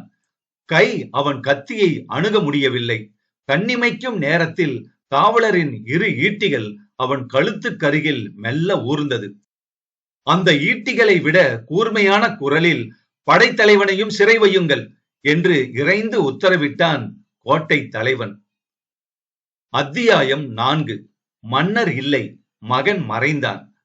படைத்தலைவனையும் சிறை செய்யுங்கள் என்ற கோட்டை தலைவன் இட்ட உத்தரவு கோடை இடிபோல் அந்த மாளிகை பூராவும் பயங்கரமாக ஊடுருவி சென்றதையோ, தன் உதவிக்கு வர துணிந்த ஹிப்பலாசின் கழுத்துக்கருகில் இரு வீரர்கள் ஈட்டிகளை நீட்டியதையோ, கோட்டை தலைவன் உத்தரவை நிறைவேற்றுவதற்காக மற்றும் இரு யவன வீரர்கள் உருவிய வாள்களுடன் தன்னை நோக்கியும் நகர்ந்ததையோ சிறிதும் லட்சியம் செய்யாமலும் மஞ்சத்தை விட்டு இம்மி அளவும் நகராமலும் இடித்த புலியைப் போல உட்கார்ந்திருந்த இளஞ்செழியன் ஏதோ மிக முக்கியமான வேளையில் ஈடுபடுபவனைப் போல் மஞ்சத்துக்கு கீழே கிடந்த ஓலைச்சுவடிகளை எடுத்து வரிசையாக அடுக்கி கயிற்றால் கட்ட முற்படவே கொஞ்ச நஞ்சம் இருந்த நிதானத்தையும் இழந்துவிட்ட கோட்டை தலைவன், படைத்தலைவரே, அந்த ஓலைச்சுவடிகளை பற்றி கவலைப்பட வேண்டாம். எனது வீரர்கள் அவற்றை பாதுகாத்து எம்மிடம் ஒப்படைப்பார்கள். கிளம்புங்கள் சீக்கிரம் என்று சீற்றம் அதிகமாக தொனித்த குரலில் கூறினான். கோட்டை தலைவன் சீற்றத்துக்கோ உத்தரவுக்கோ கீழ்ப்படியும் உத்தேசத்தை லவலேசமும் காட்டாத இளஞ்செழியனும் மிக நிதானத்துடன் தன் வேலையில் முனைந்து கொண்டே, இந்த சுவடிகளில் அடங்கியிருக்கும் பொக்கிஷம் என்ன என்பதை கோட்டை தலைவர் அறிந்தால் இத்தனை அவசரப்பட காரணம் இருக்காது என்று கூறினார். தலையை சிறிதும் தூக்காமலே சாவகாசமாக சோழர் படையின் உபதலைவன் ஓலைச்சுவடிகளை கட்ட முற்பட்டதன்றி அவற்றில் அடங்கியிருந்த அறிவு பொக்கிஷத்தை பற்றி பேசவும் முற்பட்டதால் கோபம் தலைக்கேறிய கோட்டை தலைவனும் சுவடிகளை பற்றி அறிய வேண்டிய அவசியம் எனக்கில்லை என்று கடுமையாக பதில் சொன்னான். இளஞ்செழியன் சுவடிகளை கட்டுவதை சற்று நிறுத்தி, கோட்டை தலைவரே, தமிழரின் பெரும் பொக்கிஷம் இந்த சுவடிகளில் புதைந்து கிடக்கிறது. தமிழர் போர் முறைகள், கோட்டைகள் கட்டும் வழிகள், கோட்டை காவலருக்குள்ள அதிகாரங்கள், இன்னும் பல பல விஷயங்களை இவற்றில் நீர் காணலாம் என்று சுவடிகளின் பெருமையை விளக்கியதோடு கோட்டை தலைவன் முகத்தில் கூறிய தன் விழிகளையும் நாட்டினான். அந்த விவரங்களை காண வேண்டிய அவசியம் இல்லை எனக்கு. அதற்கு நேரமும் இப்பொழுது எனக்கு இல்லை. உக்கரமாக வந்தது கோட்டை தலைவன் பதில். அத்தனையும் அறிவு பொக்கிஷம் என்றான் இளஞ்செழியன். எனக்கு அவசியமில்லை. என்ன, அறிவு தேவையில்லையா உங்களுக்கு? இல்லை. கோபத்தால் நிதானத்தை இழந்திருந்த கோட்டை தலைவன் என்ன பதிலை சொல்கிறோம் என்பதை அறியாமலே இப்படி பதில் கூறினான். இதை கேட்ட இளஞ்செழியன் தன் கண்களை கோட்டை தலைவன் மீதிருந்து ஈட்டிகள் இடையே நின்றிருந்த ஹிப்பலாசின் மீது திருப்பி, ஹிப்பலாஸ், இப்பொழுதாவது ஒப்புக்கொள்கிறாயா என்று ஏதோ தர்க்கத்தில் வெற்றி கண்டு விட்டவனைப் போல வினவினான். படைத்தலைவனின் மனப்போக்கை ஓரளவு புரிந்து கொண்ட ஹிப்பலாசும், ஒப்புக்கொள்ளாமல் என்ன செய்வது? ஒப்புக்கொள்ள வேண்டாம் என்றால் அதற்குத்தான் கோட்டை தலைவர் இடம் வைக்கவில்லையே என்று மிகவும் வருந்துபவன் போல பாசாங்கு செய்து, உண்மைதான் படைத்தலைவரே, முற்றிலும் உண்மை என்று வற்புறுத்தியும் பேசினான். கோட்டை தலைவன் ஏதும் புரியாமல் இளஞ்செழியனையும் அவன் வீரனான ஹிப்பலாசையும் திரும்பி திரும்பி இருமுறை பார்த்துவிட்டு கடைசியாக கண்களை ஹிப்பலாஸ் மீது நாட்டி, எது உண்மை ஹிப்பலாஸ்? என்ன உண்மையை இப்பொழுது புதிதாக கண்டுபிடித்து விட்டாய் நீ என்று வினவினான். அதுதான் அறிவு என்று இழுத்தான் ஹிப்பலாஸ். அதற்கென்ன இப்பொழுது என்று இறைந்த குரலில் கேட்டான் கோட்டை தலைவன். ஆதவனை போன்றது சூரியனையா? ஆம், கிழக்கில் உதிக்கிறது. கிழக்கில் உதிக்கிறதா? சந்தேகமில்லை. மேற்கில் அஸ்தமிக்கிறது. இதிலும் சந்தேகமில்லை. என்ன உளறுகிறாய்? கோட்டை தலைவனின் இந்த கடைசி கேள்வியை இடைமறித்து வெட்டிய இளஞ்செழியன், ஹிப்போலாஸ் உளரவில்லை கோட்டை தலைவரே, உண்மையை உமக்கு தெளிவாக எடுத்துரைக்கிறான். சற்று முன்புதான் நான் சொன்னேன், அறிவு சூரியனை போன்றது, கீழ் திசையில் உதித்து மேற்கில் அஸ்தமிக்கிறது என்று. ஹிப்போலாஸ் நம்பவில்லை. ஏன் தெரியுமா என்று வினவினான், ஏதோ பெரிய ஆராய்ச்சிக்கு முடிவு கண்டுவிட்டவன் போல. ஏன்? இப்படி கேட்ட கோட்டை தலைவன் குரல் எரிச்சலால் வறண்டு கிடந்ததன்றி, அனாவசியமான தர்க்கத்தில் நேரம் செலவானதால் ஏற்பட்ட உக்கிரம் அவன் முகத்திலும் நன்றாக பிரதிபலித்தது. நீங்கள் வந்த பிறகுதான் அவனுக்கு உண்மை தெரிகிறது. ஓஹோ, அறிவு மேல் திசையில் அஸ்தமிக்கிறது. கோட்டை தலைவரும் ஹிப்போலாசை போல் யவனர், மேல் நாட்டார் என்று மேலே பேசாமல் வார்த்தையை இழுத்தான். அப்பொழுதுதான் படைத்தலைவனும் அவன் வீரனான ஹிப்போலாசும் அனாவசியமாக பேச்சை ஒட்டி தன்னை கேலி செய்கிறார்கள் என்பதை உணர்ந்து கொண்ட கோட்டை தலைவன் சில நிமிஷங்கள் காட்டிய நிதானத்தை அறவே இழந்து, புரிகிறது புரிகிறது, என்னை அறிவு கெட்டவன் என்று சொல்கிறார்கள், அதை பற்றி நான் கவலைப்படவில்லை என்று சீறினான். கோட்டை தலைவன் வார்த்தைகளை கேட்ட இளஞ்செழியனும் தன் இதழ்களில் புன்முறுவல் ஒன்றை சற்றே ஓடவிட்டு, இத்தனை நேரம் கழித்தாவது விஷயத்தை கோட்டை தலைவர் புரிந்து கொண்டது பற்றி மகிழ்ச்சி அடைகிறோம். என்ன ஹிப்போலாஸ் என்று ஹிப்போலாசை பார்த்தான். ஹிப்போலாசும் பதிலுக்கு சம்பிரதாயமாக தலையை அசைத்தான். கோட்டை தலைவனின் அடுத்த வார்த்தைகள் மிக திட்டமாக வெளிவந்தன. படைத்தலைவரே, விளையாட்டுக்கு இது நேரமல்ல என்று தெளிவாக அறிவித்த கோட்டை தலைவன் குரலில் கண்டிப்பு பலமாக தெரிந்தது. என் அபிப்பிராயம் அதுதான் என்று ஒப்புக்கொண்ட இளஞ்செழியனின் இளநகை சற்று வலிவடைந்து பெரிதாக மலர்ந்தது. விளையாட்டுக்கு இப்பொழுது அவசியம் இல்லை. அவசியம் இருப்பதாக நானும் சொல்லவில்லையே. பின் ஏன் காலதாமதம்? புறப்படுங்கள். எங்கு? போக வேண்டிய இடத்திற்கு. எது அந்த இடம்? போக வேண்டிய இடத்திற்கு போன பின்பு புரிந்து கொள்ளலாம். இதை கேட்ட பின்பு கையில் மெல்ல மெல்ல கட்டி கொண்டிருந்த ஓலை சுவடிகளுடன் இளஞ்செழியன் மெல்ல ஆசனத்தை விட்டு எழுந்ததையும், அவன் உதடுகளில் அதுவரை மலர்ந்திருந்த பெருநகை சற்று மட்டுப்பட்டு விட்டதையும், கண்ணிமைகள் சற்று தாழ்ந்து முகம் சற்று மங்கியதையும் கண்ட ஹிப்போலாஸ், இளஞ்செழியன் புத்தி மிக துரிதமாக வேலை செய்கிறது என்பதை புரிந்து கொண்டதன்றி, அடுத்த சில வினாடிகளில் கோட்டை தலைவனின் நாடகம் அந்த அறையில் ஒரு முடிவுக்கு கொண்டு வரப்படும் என்பதையும் சந்தேகமறு தெரிந்து கொண்டதால், மேலே ஏற்படக்கூடிய நிகழ்ச்சிகளை எதிர்பார்த்து மௌனமாக நின்றான் ஹிப்போலாஸ். மஞ்சத்தை விட்டு எழுந்த இளஞ்செழியன் இமைகள் ஒரு வினாடி தாழ்ந்தாலும் மறுவினாடி உறுதி பெற்று விரிந்ததால், ஈட்டி போன்ற கண்கள் கோட்டை தலைவனையும் அவனுடன் நின்ற காவலரையும் ஒரு முறை துளாவின. அந்த கண்ணோட்டத்தை அடுத்து அசைந்த உதடுகளில் இருந்து தெளிவான குரலில் வெளிவந்த திடமான சொற்கள் கோட்டை தலைவனை மட்டுமின்றி அவனுடன் வந்த வீரர்களையும் கிளிக்கு உட்படுத்தின. கோட்டை தலைவரே, நீண்ட நாட்களாக தமிழகத்தில் சேவகம் புரிந்தும் சோழர் படைத்தலைவர்களை சிறை செய்யும் அதிகாரம் யாருக்கும் கிடையாது என்பதை நீர் புரிந்து கொள்ளாதது கூட எனக்கு வியப்பில்லை. ஆனால் காரணம் காட்டாமல் சிறை செய்யலாம் என்று மனப்பால் கொடிக்கும் விந்தை என்னவென்றுதான் எனக்கு விளங்கவில்லை. நள்ளிரவில் திட்டிவாசல் குடியர்கள் கண்டதாக சொன்ன ஒரு காட்சியை நம்பி சோழர் படைகளின் ஒரு உபதலைவனை சிறை செய்ய துணிவுடன் வந்தீர். கதவை உடைக்காத தோஷமாக இங்கு நுழைந்தீர். நீர் தேடி வந்த பெண்ணோ பிசாசோ கிடைக்காமல் போனதால் என்னை சிறை செய்யவும் துணிந்தீர். எந்த ஆதாரத்தை கொண்டு சிறை செய்கிறீர்? என்ன குற்றத்துக்காக? தெளிவாக பதில் சொல்லுங்கள், இல்லையேல் என்று உதிர்ந்த வார்த்தைகள் சற்று நின்றாலும் மீதி எச்சரிக்கையை பார்வை உதிர்த்தது. இளஞ்செழியன் பேசிய வேகம் மற்ற வீரர்களை அயர வைத்தாலும் கோட்டை தலைவன் உறுதியை சற்றும் தளர்த்தாததால் அவன் 2 அடிகளில் அறையின் மூளையை நாடி அங்கு கிடந்த அன்னப்பறவை ஆபரணத்தை எடுத்து வந்து இளஞ்செழியனிடம் காட்டி, படைத்தலைவரே, உமது குற்றத்திற்கு அத்தாட்சி இதோ இருக்கிறது. இது போதுமா? இன்னும் ஆதாரம் வேண்டுமா என்று கேட்டான். இது வெறும் ஆபரணம், விலை உயர்ந்ததுதான் இது. இதை திருடினேன் என்று நினைக்கிறீரா என்று கேட்டான் இளஞ்செழியன். இல்லை, திருட்டு இல்லை. பின் என்ன? இதை அணிந்திருந்தவள் ஒரு பெண். இருக்கட்டுமே, அதனால் என்ன? அந்த பெண்ணை ஒப்படைத்தால் உம்மை விட்டு விடுவேன். அந்த பெண் யவனர் ஜாதி, அதுவும் சாதாரண பெண் அல்ல. அவளை தொடுவது குற்றம் யவன நாட்டில். வேண்டுமானால் ஹிப்பாலசியை கேளுங்கள். அந்த பெண்ணை நான் பார்த்ததாக யார் உங்களுக்கு சொன்னது? பின் நகை எங்கிருந்து கிடைத்தது? கடற்கரையில் இருந்து. எப்பொழுது? இன்று இரவுதான். கரையோரமாக நடந்து சென்றேன். ஓர் ஓரத்தில் இந்த நகை ஒதுங்கி கிடந்தது, எடுத்து வந்தேன். உமக்கு வேண்டுமானால் எடுத்துக்கொள்ளும். எனக்கு நகை வேண்டியதில்லை, பெண் தான் வேண்டும். கோட்டை தலைவரை மாப்பிள்ளையாக்கும் பாக்கியம் எனக்கு இல்லை. இளஞ்செழியனின் கடைசி சொற்களை கேட்ட ஹிப்பலாஸ் அதற்கு மேலும் சம்பாஷணையை தாங்க முடியாமல் பெரிதாக சிரித்து விட்டான்.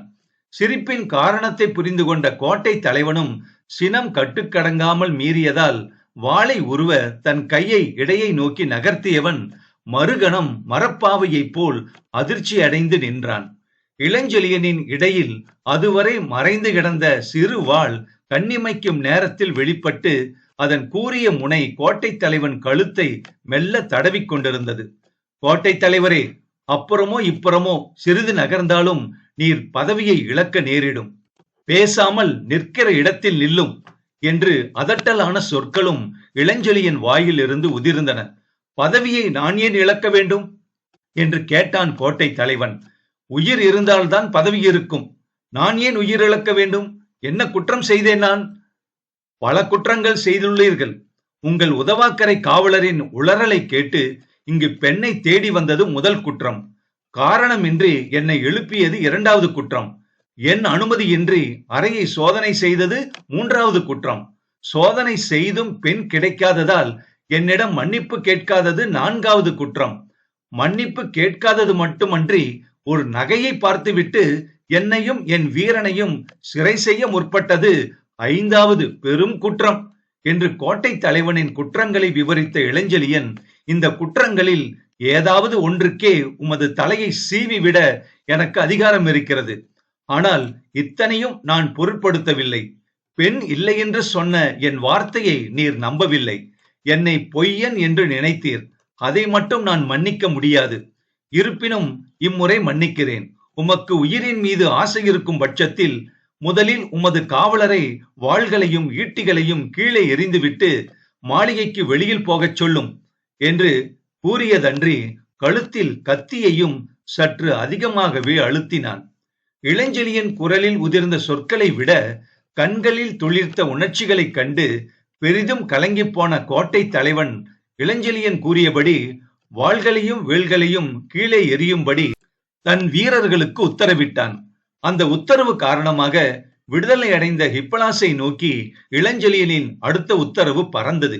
ஹிப்பலாஸ், அந்த ஆயுதங்களை திரட்டி அந்த கவசங்களுடன் போடு. கோட்டை தலைவர் கச்சையை அவிழ்த்து அவர் கத்தியையும் விலக்கி அவர் இடுப்புக்கு சிறிது விடுதலையை அளித்துவிடு. முதலில் காவலாளிகளை வெளியே அனுப்பி கதவை தாளிடு. அவர்கள் வீதியை தாண்டியதும் கோட்டை தலைவரை அனுப்புவோம் என்று கூறிய படைத்தலைவன் உத்தரவுகளை சிறிதும் காலதாமதம் செய்யாமல் நிறைவேற்றி காவலரை வெளியே அனுப்பிவிட்டு மாடிப்படிகளில் ஏறி வந்த ஹிப்பலாஸ், இனி கோட்டை தலைவரை அனுப்பலாமா என்று வினவினான். அதுவரை கோட்டை தலைவன் கழுத்தில் ஊன்றியிருந்த கத்தியை மஞ்சத்தின் மீது எரிந்த இளஞ்செழியன், கோட்டை தலைவரை போய் வாரும். இளஞ்செழியனை சிறை செய்வது அவ்வளவு எளிதல்ல என்பதை புரிந்து கொள்ளும். இந்த அறையில் உமக்கு நேரிட்ட சங்கடத்தை பற்றி அரசரிடம் வேண்டுமானாலும் நீ சொல்லலாம். எனக்கு ஆட்சேபனை இல்லை என்றான். இதை கேட்டதும் அந்த வினாடி வரை முகத்தில் பிரதிபலித்திருந்த கோட்டை தலைவனின் கிளி இருந்த இடம் தெரியாமல் மறைந்து விட்டதன்றி மாளிகையே அதிரும்படியாகவும் சிரித்தான் அந்த யவனன். அவன் சிரிப்புக்கு காரணத்தை அறிய முடியாத இளஞ்செழியன் ஆச்சரியம் ததும்பும் கண்களை அவன் மீது நாட்டினான்.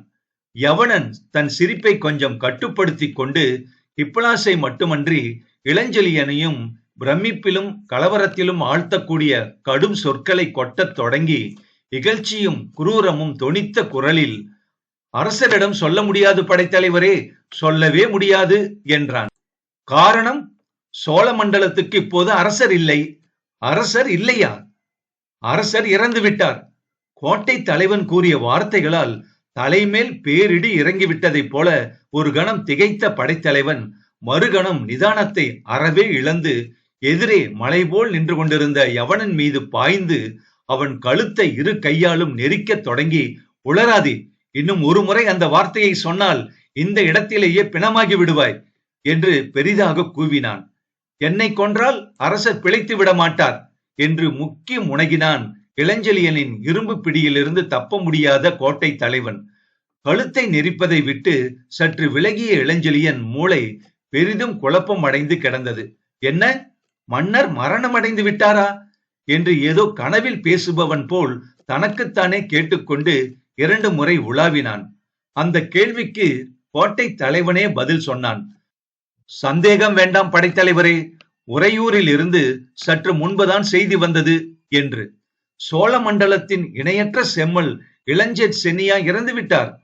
ஆம், உலகத்திலேயே மிக வேகமாக செல்லக்கூடிய அழகிய ரதங்களை உடைய இளஞ்சேட் சென்னியா போய்விட்டார்.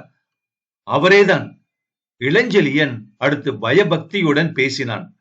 இளஞ்சேட் சென்னி மறைந்து விட்டார். அவர் மகன் திருமாவளவன் வாழட்டும் என்று ஏதோ மந்திர உச்சாடனம் செய்பவன் போல் வார்த்தைகளை உதிரவிட்டான் இளஞ்செழியன்.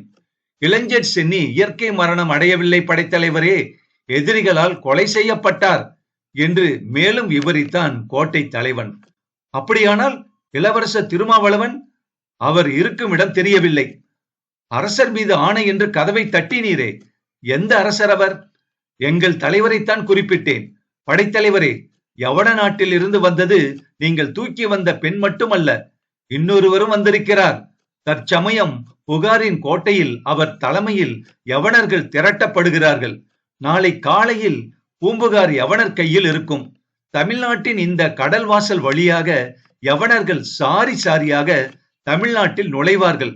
அதற்கு பிறகு பொன்னும் முத்தும் பவளமும் கொழிக்கும் இந்த தமிழ்நாடு யவனர் வசமாகிவிடும். அதற்கு பூர்வாங்கமாக நாளை காலையில் யவனர்களை கொண்டு உமது மாளிகையை சூழ்ந்து கொள்கிறேன். பிறகு பார்ப்போம் உமது சாமர்த்தியத்தை என்று பெரிய அதிர்வேட்டை வீசிய கோட்டை தலைவன் தன் சொற்களை கேட்க கேட்க இளஞ்செழியன் முகத்தில் ஏற்பட்ட கொலை குறியை கண்டு மேலும் அவ்விடத்தில் நிற்பது ஆபத்து என்பதை புரிந்து கொண்டவனாதலால் அறையை விட்டு வெகு வேகமாக வெளியே சென்றான். நிலைமை தெல்லென புரிந்து விட்டதால் மிகவும் கலங்கி போன உணர்ச்சிகளுடன் கைகளில் தன் தலையை தாங்கி நீண்ட நேரம் மஞ்சத்தில் உட்கார்ந்து விட்ட இளஞ்செழியன் கோட்டை தலைவனை அனுப்பிவிட்டு திரும்பி வந்த ஹிப்பலாசை கூட தலை நிமிர்ந்து பார்க்கவில்லை. ஹிப்பலாசே நடுங்கும் குரலில் பேசத் தொடங்கி, பிரபு, அந்த பெண் சாபக்கேடு என்று சொன்னேனே, கேட்டீர்களா என்றான். இளஞ்செழியன் சிரம் தூக்கி ஹிப்பலாசை நோக்கினான். ஹிப்பலாஸ் மேலும் சொன்னான், தமிழ்நாட்டில் அவள் உடல்பட்ட நேரம் மன்னர் மாண்டு விட்டார். இளவரசர் இருப்பிடம் தெரியவில்லை என்று. ஆமாம் ஹிப்பலாஸ், எனக்கு கூட விதியில் சிறிது நம்பிக்கை ஏற்படுகிறது என்றான் இளஞ்செழியன் பெருமூச்சு விட்டு. நாளைக்கு பூம்புகார் யவனர்கள் கைகளுக்கு மாறும் என்றான் ஹிப்பலாஸ். ஆமாம் ஹிப்பலாஸ் என்றான் இளஞ்செழியன். அது மட்டுமல்ல படைத்தலைவரே, இந்த பெண்ணுடன் வந்த யவனன் யார் என்று கோட்டை தலைவன் சொல்லிவிட்டு போயிருக்கிறான். யாரது என்று கேட்டான் இளஞ்செழியன். டைபீரியஸ். ஆசனத்தில் இருந்து துள்ளி எழுந்த இளஞ்செழியன், அப்படியானால் இந்த பெண் என்று ஆத்திரத்துடன் வினவினான். யவனராணி. என்ன, யவனராணியா? ஏதும் புரியாமல் வினவினான் இளஞ்செழியன். விவரித்தான் ஹிப்பலாஸ். விவரத்தை கேட்ட இளஞ்செழியன் மனதில் சொல்லொணா திகில் சூழ்ந்து கொண்டது. தலை கிறுகிறுத்தது. இந்த நாவல் அடுத்த பகுதியில் தொடரும்.